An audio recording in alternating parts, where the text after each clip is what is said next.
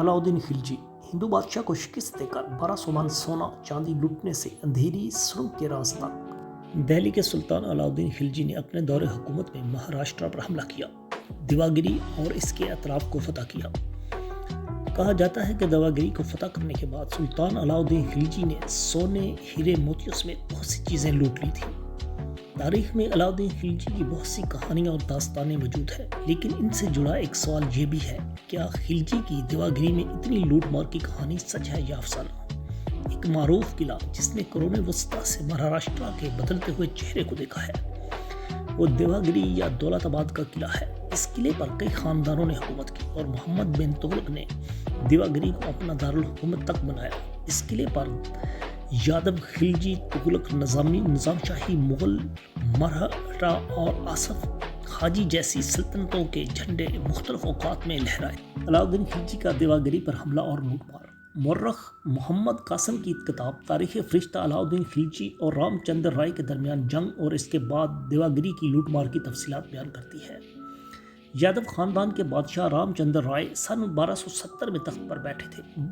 सन 1296 में अलाउद्दीन खिलजी ने अचानक हमला किया तो रामचंद्र राय की फौज उस वक्त उसके बेटे की क़यादत में एक मुहिम पर मौजूद थी।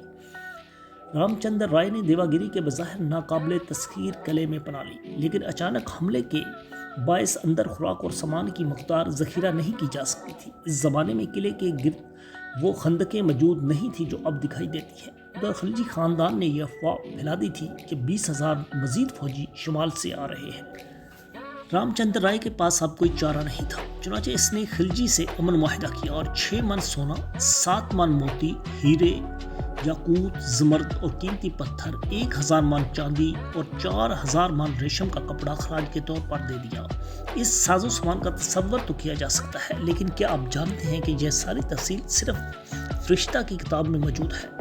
इस ज़माने के नाम और मौर्रख अमीर खुसरो ने खिलजी के दौर में बहुत कुछ लिखा है। इनके बाद अब्दुल मालिक असामी ने भी देवागिरी पर हमले के बारे में तफसील से लिखा, लेकिन दोनों की तहरीरों में मज़कूरा बाला खराज का कोई जिक्र नहीं है। इसलिए बहुत से मौर्रखीन इस पर सवाल उठाते हैं।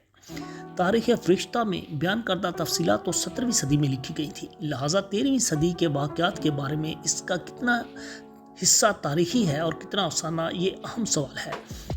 मौरख डॉक्टर बरहामन देश पांडे ने अपनी किताब देवागिरचे यादव में खिलजी को मिलने वाली दौलत के बारे में शकूक का इजहार किया है। इनका ख्याल है कि खिलजी इस खित्ते में ज़रूर आए होंगे, लेकिन देवागिरी तक नहीं पहुंच सके। देवागिरी की मशहूर अंधेरी सुरंग और इसके अफसाने। देवागिरी के बारे में पढ़ते हुए एक अंधेरी सुरंग का खास जिक्र मिलता है। मरकजी किले के दरवाजे की तरफ जाने वाले रास्ते में नाहमवार ऊंचाई की सीढ़ियाँ हैं, लेकिन इनकी ऊंचाई और शक्ल यकसा नहीं है। इसका मतलब ये है कि जो शख्स यहाँ ज़बरदस्ती दाखिल होगा वो ज़रूर गिरेगा। इस अंधेरी राह गुजर में मुहाफ़िज़ों के लिए कई चौकियाँ थीं। अंधेरी सुरंग के बीच में पत्थर की दीवार में एक खला था जिससे हवा आती थी। दिफा का एक मंसूबा ये था कि जलते हुए कोयले को लोहे के पिंजरे में रखा जाए और इसका धुआं अंधेरे में फैल जाए। इस धुएं से निकलना तकरीबन नामुमकिन था। यूनानी मौर्रख यूलेबिस लिखता है कि इस तरह का मंसूबा 189 कबल मसीह में रूमी फौज ने अम्ब्रिशिया पर कब्जे के वक्त तैयार किया था। सिडनी टॉय ने हिंदुस्तानी किलों के बारे में अपनी किताब स्ट्रॉन्ग होल्ड ऑफ इंडिया में कहा है कि इस सुरंग से गुजरने के 3 रास्ते थे। अगर कोई शख्स एक रास्ते से बाहर निकलता तो अचानक रोशनी की वजह से गहरे गड्ढे में गिर जाता। दूसरा रास्ता आगे बड़ी खाई की तरफ जाता था, जबकि तीसरा रास्ता किले की तरफ जाता था। देवागिरी और मलक अंबर की गहरी खाइयाँ। देवागिरी दरअसल एक पहाड़ी किला है और किले के दिफा का एक अहम हिस्सा इसके इर्द गिर्द गहरी खाइयाँ या खंदकें हैं। अगर हम इसकी तारीख तलाश करने जाएं तो हम निज़ाम शाही दौर के वज़ीर मलक अंबर तक पहुँचेंगे। इसकी तफसीलात पीके घिंगर ने अपनी किताब यादविंचा देवागिरी में दी है। ये क्यास किया जाता है कभी इन खाइयों पर एक पुल बना हुआ था। इस खंदक या गड्ढे के इस्तेमाल के बारे में उन्होंने लिखा है कि इनमें पानी इस वक्त छोड़ा जाता था जब दुश्मन के हमले का खतरा होता था। पानी की सतह बुलंद हो जाती और पुल डूब जाता तो दुश्मन के लिए इस खाई को अबूर करना मुश्किल हो जाता। याद रहे कि मलक अंबर एक अफ्रीकी गुलाम था, लेकिन हिंदुस्तान आने के बाद اپنی ذہانت اور مہارت کی وجہ سے نظام شاہی دور میں براہ راست وزیر کے عہدے پر فائز ہوا۔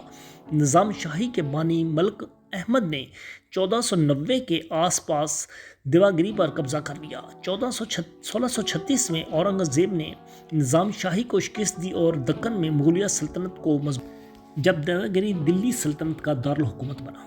سلطان علاء الدین خلجی کی وفات کے بعد کچھ عرصہ دہلی میں اقتدار کی جنگ چلتی رہی۔ علاء الدین کا بیٹا قطب الدین مبارک سلطان بنا، لیکن بعد میں سلطنت خلجی سے تغلق خاندان کے ہاتھ آئی۔ محمد بن تغلق نے اپنا دارالحکومت دہلی سے دیواگری منتقل کرنے کا فیصلہ کیا اور دیواگری کا نام بدل کر دولت آباد رکھ دیا۔ تغلق نے 1327 میں دارالحکومت کو دہلی سے دولت آباد منتقل کرنے کا حکم دیا۔ اس کے لیے زبردست تیاریاں کی گئیں اور دارالحکومت شمال سے سیدھا جنوب کی طرف آ گیا۔ دولت آباد تھوڑے عرصے کے لیے تغلق دارالحکومت رہا۔ تغلق نے 1334 میں دارالحکومت کو واپس دہلی منتقل کرنے کا فیصلہ کیا اور طاقت کا مرکز دوبارہ شمال کی طرف منتقل ہو گیا، لیکن دولت آباد اس مختصر عرصے میں جغرافیائی سیاسی اہمیت میں بڑھ گیا۔ دیواگری اور دولت آباد کے قلعے دکن میں طاقت کے دو اہم مراکز کے طور پر پہچانے جانے لگے۔ دارالحکومت کو منتقل کرتے ہوئے تغلق نے دولت آباد اور اس کے گرد و نواح کو تعمیر کیا۔ تغلق دور کی تعمیرات جیسے بازار، مساجد، کنویں، سرائے کے آثار آج بھی دیکھے جا سکتے ہیں۔ اس قلعے پر ایک مسجد کی تاریخ بہت دلچسپ ہے۔ دیواگری پر قبضہ کرنے کے بعد علاء الدین کے بیٹے قطب الدین نے قلعے پر ایک مسجد تعمیر کی اور اس کا نام جامع مسجد رکھا۔ ہندوستان کی آزادی کے بعد نظام حیدرآباد نے خطے پر اپنی گرفت نہیں چھوڑی۔ انڈین فوج نے حیدرآباد کو آزاد کرانے کے لیے آپریشن پولو شروع کیا اور نظام کی حکمران کا خاتمہ کیا۔ پھر اس قلعے کی مسجد میں ایک مورتی نصب کی گئی اور اسے بھارت ماتا مندر میں تبدیل کر دیا گیا۔ یہ قرون وسطیٰ کی تاریخ کا ایک ایسا گواہ ہے جو آج بھی فن تعمیر کی وجہ سے لوگوں کو اپنی طرف متوجہ کرتا ہے۔